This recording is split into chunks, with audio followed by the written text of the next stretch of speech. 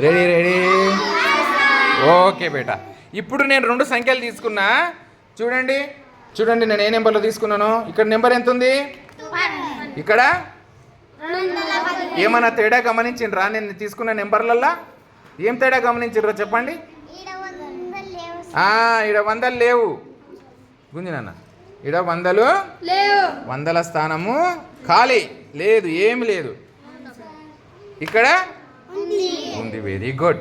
ఇప్పుడు మనం ఏం చేయాలి? ఇట్లా లెక్కించినప్పుడు గుడ్డిగా ఆన్సరు చెయ్యొద్దు. లేదు అంటే ఇక్కడ 7 పెట్టినా మీకు అర్థమవుతుంది.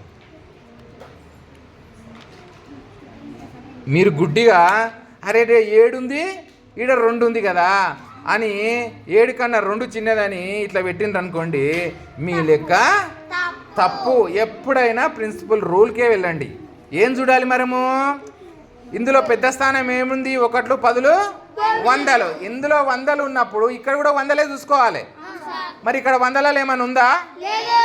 ఏమీ లేనప్పుడు ఏం పెడతానన్న? లెఫ్ట్ సైడ్ 0 పెట్టుకోవాలి, విలువ మారదు. సంఖ్యకి ఎడమవైపు 0 పెడితే విలువ మారదు. ఇప్పుడు 100ల స్థానం చూడండి, ఏముంది అక్కడ? 0 పెట్టినాక అది ఇక్కడ కూడా 0 పెట్టేసిన. ఇప్పుడు 100ల స్థానం మనము చెక్ చేయాలి కదా కదా నాన్న. ఇక్కడ చూడండి 100ల స్థానం పైకి తీసుకెళ్దాం. 0 ఇది 2 తెలుస్తుందా ఇప్పుడు? ఏది తక్కువ ఏది ఎక్కువ? సింబల్ పెట్టండి మరి.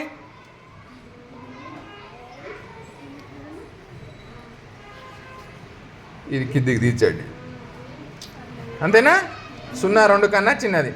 ఫస్ట్ నెంబర్లు కిందికి దించండి, తర్వాత సింబల్ చూడండి. 72 అనేది 215 కన్నా చిన్నది. ఇక్కడ కూడా సింబల్ పెట్టండి. అర్థమైందా?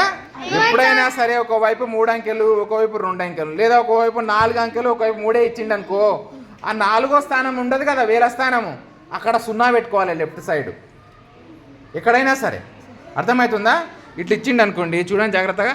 7 ఇక్కడ 70 ఇచ్చిండు అనుకోండి, ఈడ 2 స్థానాలు ఉన్నాయి, 1, 10. ఈడ 1, 10 ఉందా? లేకుంటే 0 పెట్టుకోవాలి. ఈ 2 పోల్చాలి.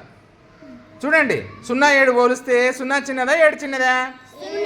0 చిన్నది కాబట్టి ఇక్కడ పెడతాం. ఇంకొక ఎగ్జాంపుల్ చెప్తా చూడండి జాగ్రత్తగా.